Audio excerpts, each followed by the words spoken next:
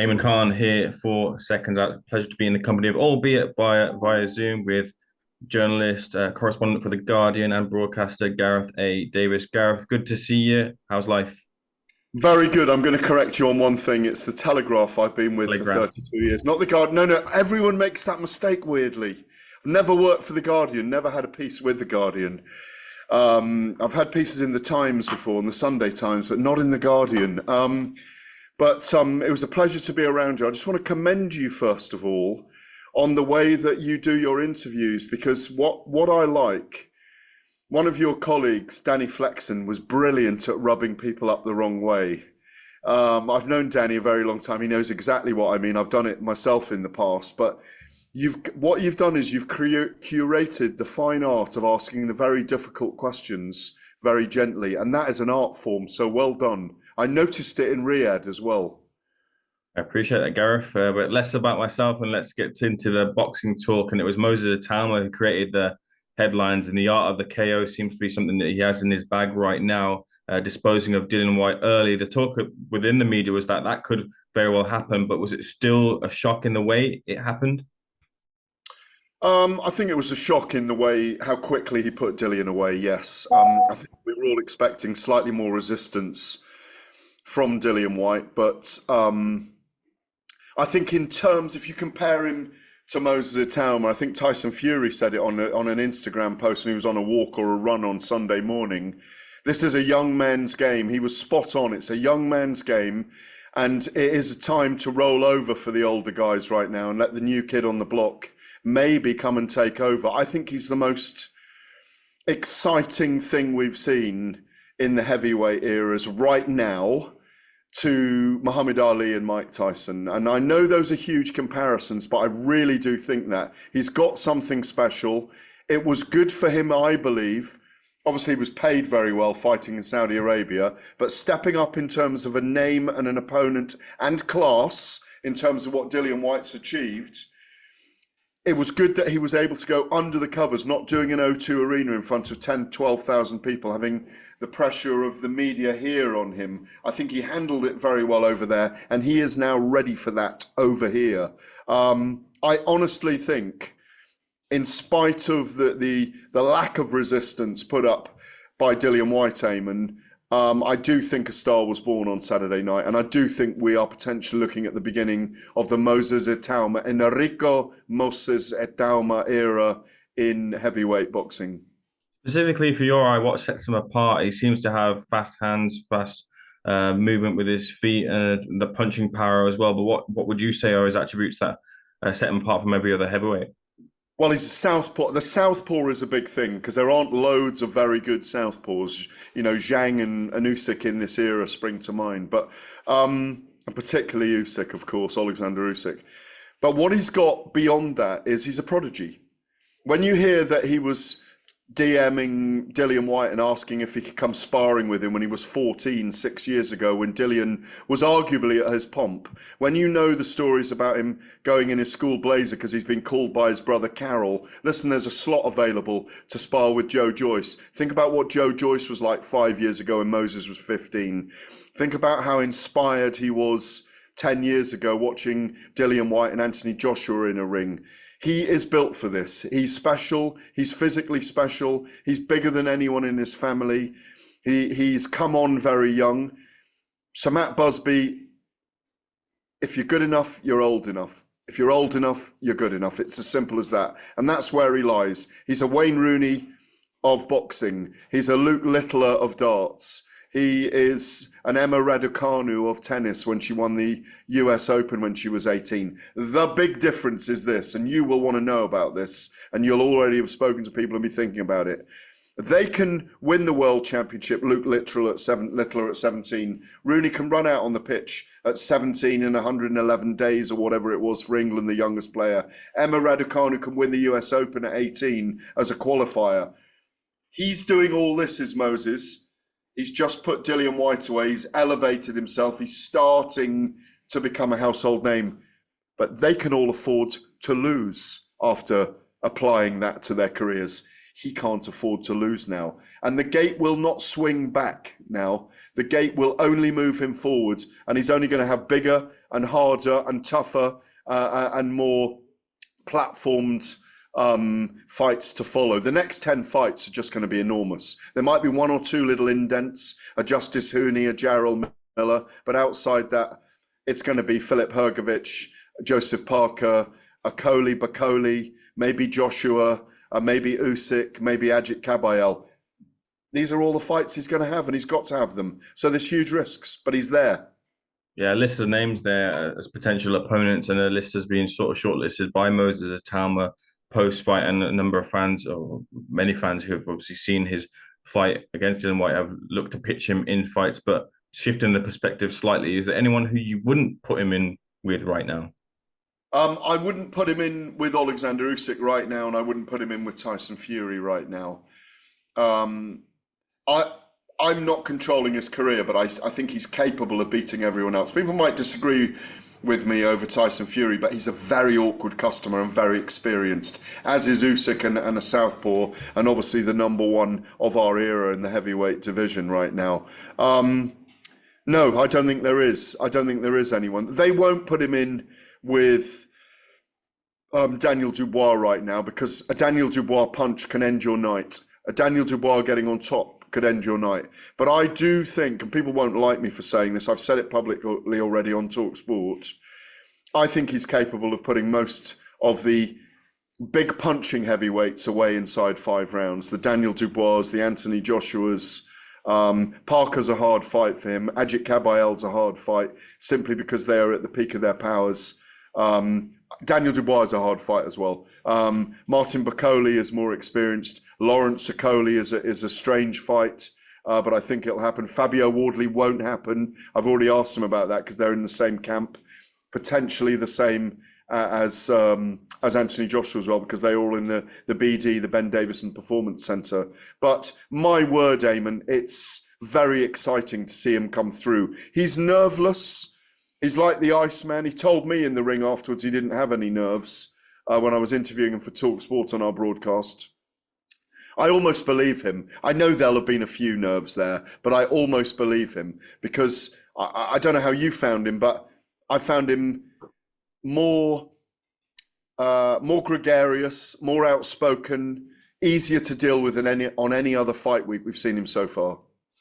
Unfortunately, I didn't get the opportunity to speak to him, but he's still as cordial as he has ever been. Maybe in the future I'll get the opportunity again. But last question on Moses before I shift the perspective elsewhere. The heavyweight era at current, because Moses will touch this generation and the next, and possibly the next one after, as long as he wants to continue. Do you see many rivals emerging for Moses if it is indeed him to lead the line? And if not, what would that say about the potential heavyweight eras coming in comparison to this era right now? Well, if you'd asked me about Muhammad Ali, obviously he had, the likes of Sonny Liston and Floyd Patterson. If you asked about Mike Tyson, he beat Larry Holmes, didn't he, in that run after becoming the world's heavyweight champion after 28 fights, 74 rounds when he beat Trevor Berbick. And then he'd unified, or he was undisputed 3 fights later when he beat Tony Tucker in that tournament that Don King put together with HBO at the time. I think, and it came to a shuddering halt after nine fights in 1990. I'm going to make the comparison. I will get there. In 1990 in Tokyo against Buster Douglas, a 42-1 outsider at the time. I think we see the same with Moses. I think we could. I don't think we will. We could see the same with Moses. He could beat all those names I mentioned right there, including Zhilei Zhang and Filip Hrgović and Jarrell Miller, who I put in the list right now to face him, and Justice Hooney as well, who I know they're keen to have in the ring with him. But he could come to a shuddering halt in 9 fights' time after dominating, after putting truckloads of gold in his bank vault, and being kind of acclaimed around the world and savoured every time he walks to the ring. He could run into a Bakadir Jalolov in 9 fights' time, and that upends him.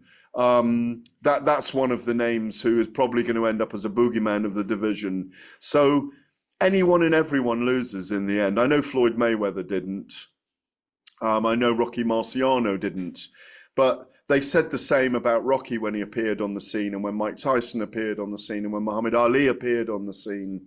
Um, and people have their auras of invincibility. That's what was very special about Saturday night, in that the manner and the meticulousness, the precision in which he dealt with Dillian Whyte, regardless of whether Dillian Whyte is either short at the end of his career or too old now, or whatever he is physically right now.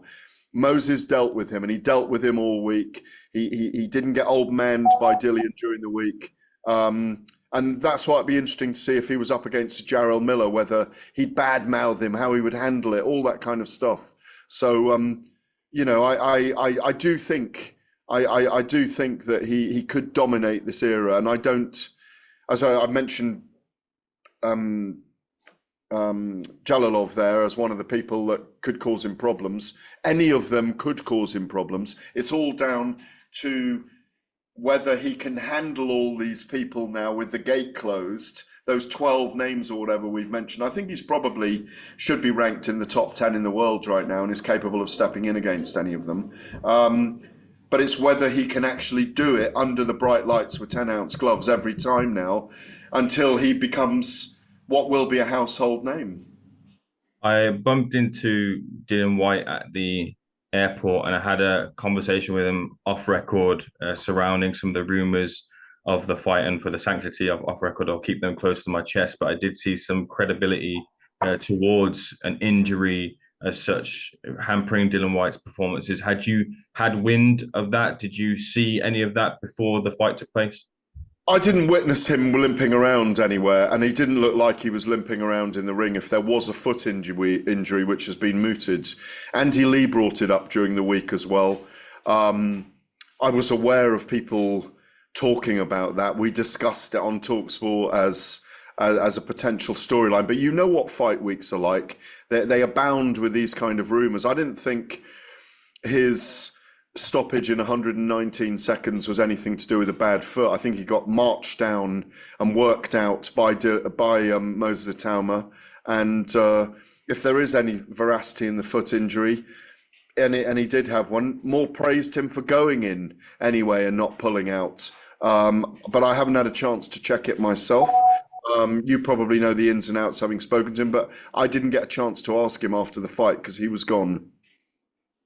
Do you think Dillian does retire, or at least has a serious conversation about the potential of hanging up the gloves? I imagine the pay packet for that fight in Saudi Arabia, given that Derek Chisora said he turned down $2 million for the fight, would have been somewhere in that region or north of it. Do you think that's enough for Dillian to say goodbye? I don't think it comes down to money for him right now. Obviously, money is very important to all these fighters and everyone at the top end. And I agree with you, it would have been around that for the purse. The promoter known as Derek War Chisora was also promoting, well, just before the fight was due to take place late in the week, and Derek was obviously out there as he is in ubiquitously in front of every camera and every storyline going, was kind of saying was saying that if Dillian were to win on Saturday night, he'd like Dillian for his 50th fight. Obviously, that has maybe not going to happen now, because I think Dillian would have got Derek Chisora and then a rematch with Moses Itauma, I imagine, in that order, where he would have earned a huge packet of gold, maybe up to 6 million for those two fights, I imagine, something like that. I'm guesstimating. As I say, the promoter Derek Chisora was pushing for Dillian Whyte and Joe Joyce. I don't think Dillian would want to go out like that after a long and very decorated career, and he's a cult figure in the sport. So maybe he does want to have one more rumble. Maybe the wolf hasn't howled for the very last time, and maybe we will get to see AC/DC play and him walk out one more time. Time will tell on that one. Dust will settle. But, you know, far be it from me. I don't do this, Eamon. I never retire a fighter. Lastly, we may see Dillian walk out the ring to AC/DC, but we won't see Daniel Dubois walk out to the ring with Don Charles. He's since now made the move to Tony Sims. This was whispered, let's be real about it, in amongst the media for, I think it was in the last few days or so. But it's now materialized. It is the case that he's split with Don, as he had removed or at least Kieran Farrell had said that he was no longer working with the team, and he's linked up recently with Sam Jones. How do you feel about this move that Daniel's made to join Tony Sims? Just to clarify for you there as well, you're talking about Sam Jones with Daniel Dubois as well, aren't you? That was announced. I knew about this a couple of weeks ago, and it was announced at the beginning of the week. Yeah, I think it's a good move. I think Sam Jones is a good move because he's a fantastic talker for his fighters. I'd like to see someone like Nick Ball go with Sam Jones as well, because Nick doesn't promote himself enough, by the way, and I really think he should after it. I just want to mention it because it was a terrific fight on Saturday night. I had it a draw, 6 rounds apiece, by the way, but I didn't have Goodman winning it. I couldn't have scored it for Goodman to win, but it was a terrific fight. Sam Jones is a brilliant purveyor of all that his fighters bring. I get the move. It makes sense. Don Charles, you know, it's a shame that he's got the chop. I thought he was very good for Daniel Dubois. He didn't do anything wrong in that contest with Alexander Usyk. It was Dubois' performance. I thought, again, it was down to Usyk's brilliance on the night. Tony Sims, great, venerable, very educated trainer, and doesn't surprise me in the slightest.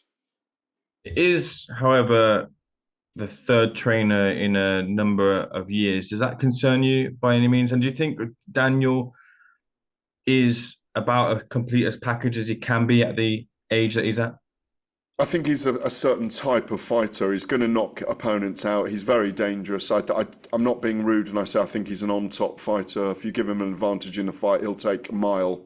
But I also think that he is a certain way, and he when he's under pressure and when he's hurt, he lives to fight another day. It's just how he's made. We've seen it now. It's happened 1, 2, 3 times, isn't it? It's happened 3 times, twice against Usyk and once against Joe Joyce. So he's just made that way, and I don't think there's anything wrong with it. That's the human being we've got in front of us. What clearly will happen is sitting ringside with Tony Sims in those sparring sessions and in training will be a man called Stan, his father, because Stan won't be leaving him anytime soon. What do you think Tony will bring to Daniel Dubois' game? He's worked with Dempsey McKean as a heavyweight. Johnny Fisher's now joined with him. Anthony Joshua, he had him with him in the past too. I think a lot of people have highlighted, at least Johnny Fisher did specifically highlight when he decided to join with Tony, that he liked the mechanics, the way that Conor Benn had thrown his punches, the way he shifts into his punches for a heavyweight, being able to get the most out of punches is obviously very a key factor when it comes to that division. But what do you think Tony specifically will bring out of Daniel? Well, Rasta, I only say that because of the hat you're wearing. Tony's very old school. He'll take them back to the fundamentals without changing too much in them. Good that Johnny Fisher will get a chance to have a knockabout now with Daniel Dubois in that gym as well. Good for both of them, but particularly good for Johnny Fisher, I think. Tony, as I say, is old school. He'll go back to fundamentals. He will just try and finesse what they have already. Again, he's very much like Don in terms of being a father figure to his fighters. He's very calm. He doesn't get overheated about anything. The only time I've ever seen him get overheated was when John Ryder didn't get the decision against Callum Smith back in Liverpool a few years ago. And he was very, very upset about that. Tony keeps his counsel. He's a very wise man. I just think he'll bring old school boxing fundamentals. I don't think Daniel Dubois might have 7 or 8 more heavyweight fights. Let's say over the next 4 years. He might win 5 of them, he might lose 3 of them. I think he'll regain a world title. You know, it will all come down to the right opportunity and the right matchmaking. I think he beats certain people and he doesn't beat others. I don't think he beats Moses Itauma, as I've said. Last question. And if, as people make mention about Daniel Dubois and his heart, his nature, to continue that old school approach, that old school mentality, will that do anything from Tony's teachings to change that, if that's how people think about Dubois and his capacity to continue? Well, Tony's a quiet man, so it's not people are judged so heavily on their performance. Everything's judged these days. Look at the way Match of the Day was judged, because it's got new personnel involved. You know, everyone's got an opinion about everything today. I'm there myself because we're doing these kind of shows that you do. That without an opinion, it's paint drying, it's vanilla, it's tumbleweed, and you know, you're not a heavily opinionated person yourself. I don't believe I am, but I think Daniel will be judged on his performances, and you know, he got sliced apart in the last performance, but you can only judge someone relative to the person that they're in against as well. And I choose to judge brilliance on Alexander Usyk's part, on Moses Itauma's part on Saturday night. If Dillian Whyte had been offered an opportunity to hurt his opponent on Saturday night, he would have hurt Moses Itauma and put him away and burst the bubble of this young man's hype. Sam Jones will do the talking. Tony Sims will do the stuff in the background. And yes, he will change him in small ways, but they might be imperceptible to us on the front of the cover, but they'll be going on in the background, Eamon. Looking forward to seeing whatever version comes to the ring of Daniel Dubois with Tony Sims or who he fights, in tow as well. Or who he fights next. And it could be a Hrgovic, it could be a I'm wondering who else it could be. It could be Anthony Joshua again, although I see Anthony Joshua's heading the way of Jake Paul, according to Eddie Hearn, or maybe fighting in Africa against Tony Yoka, or maybe, if we just pray enough, fighting Tyson Fury in a ring in the UK or Saudi Arabia. You can pray enough, but they have to be answered, don't they, Gareth? Let's leave that there. Thanks for speaking to Seconds Out, and look forward to speaking to you again soon.